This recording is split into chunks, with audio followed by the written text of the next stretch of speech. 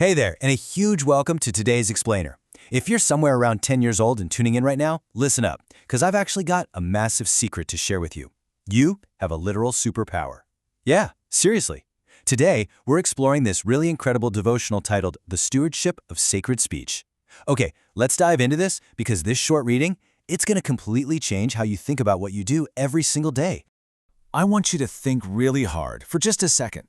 What is the absolutely most powerful tool you actually own? Is it, your tablet, a baseball bat, maybe that brand new bicycle? Nope. Actually, scratch that, it's none of those things. The most powerful, world-changing tool you have is sitting right under your nose. Literally, it's your voice, the everyday words you speak. Chapter 1, Your Hidden Superpower. So this devotional reveals that the words we just casually toss around every day, recess, sitting at the dinner table, or playing video games, they're actually a massive God-given responsibility. They're not just invisible sounds floating in the air. They have real, actual power. And to totally get this, we need to look at how the devotional defines one specific word: talent. Well, usually when we hear talent, we think about being like insanely awesome at soccer or a total math genius, right? But here, a talent is defined as a precious trust or a special gift given by God to be improved and used to help others. That means your speech, your ability to just talk, is a talent. It's literally a superpower given to you specifically for doing good. So the crucial point is found right here in this verse from Matthew chapter 12, verse 37. It says, "By thy words thou shalt be justified, and by thy words thou shalt be condemned." Wow, okay, let that sink in. God takes every single word we say incredibly seriously. Like, our words carry so much weight that they can either justify us, which basically means proving we're doing right, or they can condemn us. That is a whole lot of power for one person to hold. Chapter 2, Sunshine or Gloom. And this brilliantly illustrates exactly how superpowers work. If you've ever read a comic book, you know powers can go one of two ways, right? They're either used by the heroes to save the day or by villains to cause total destruction. Well, your words work the exact same way. On one hand, our words can be entirely life-giving.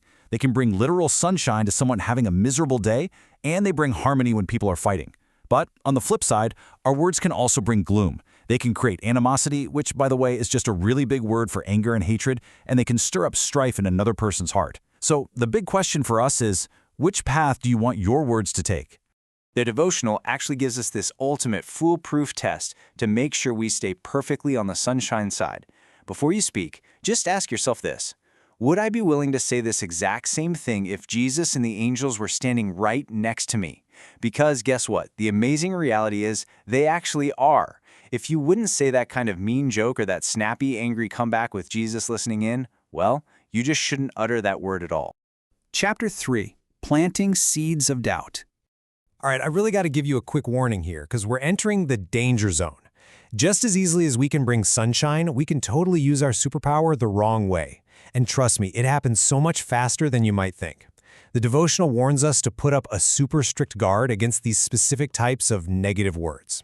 Evil speaking, backbiting, which just means talking badly about someone behind their back. Discouraging words that make someone feel like they just want to give up entirely. And planting seeds of doubt. You can think of these words exactly like bad seeds. When you speak them out loud, you drop a tiny poisonous seed right into someone's mind, and it quickly grows into these ugly, tangled weeds in their heart. And the devotional absolutely does not sugarcoat how bad this is. It gives us this incredibly stark warning. Let us refuse to serve Satan by implanting seeds of doubt. Whoa, just think about that for a second. When we choose to express doubt, or we cherish unbelief, or we discourage our friends, we aren't just making a tiny mistake. We are actually serving Satan's goals. And I think we can all agree that is definitely not how a hero uses their superpower. Chapter 4, Disciplining Your Mind. So we know we have this superpower, and we know it can do really great good or just terrible damage. But how can you, a 10-year-old, possibly control something this massive? Like, how do you actually put the brakes on your mouth when you're feeling provoked or just super angry? Well, the answer is hidden right here in Matthew chapter 12, verse 34. Out of the abundance of the heart, the mouth speaketh. The devotional reveals this major secret.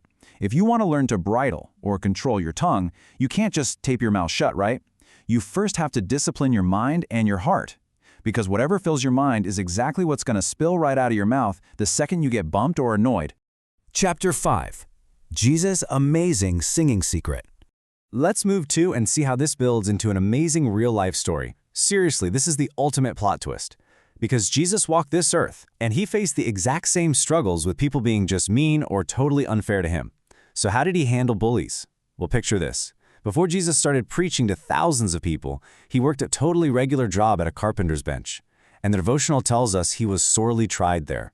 He faced sneers, taunts, and ridicule from his fellow workers. Just imagine having mean coworkers literally trying their absolute hardest all day long to provoke you into losing your temper and speaking hasty, angry words. But instead of arguing back, Jesus used this brilliant three-step strategy. Step 1, he met their sneers with perfect, patient calmness. He didn't sin with his lips even a single time. Step 2, instead of retorting angrily, he just started singing one of David's beautiful songs, like out loud. And then step 3, the plot twist. His companions, the very guys trying to bully him, would start listening. And before even realizing what they were doing, they'd accidentally unite with him and just join right in the hymn. No way, right? He literally defeated bullying with a song. Now, what's really interesting about this is the conclusion the devotional draws from Jesus' example. Righteous words and deeds have a more powerful influence for good than all the sermons that can be preached. Just acting like Jesus, staying calm and returning a mean word with a song or a really kind word, that changes the world way more than just standing around talking about being good. Because of how incredibly important this all is, the devotional suggests we take a pledge. So here is the Sacred Speech Pledge. It's an exciting challenge for you to take right now. Listen closely to these promises. Guard against discouragement. Resolve never to backbite. Refuse to plant doubt. And solemnly promise to speak words pleasing to God. So, are you brave enough to take this pledge today? You have a superpower, and now you know exactly how to use it to bring sunshine instead of gloom. So I want to leave you with this final thought.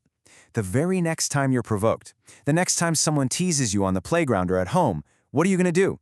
Will you argue back? Or will you be a world changer just like Jesus and start a song?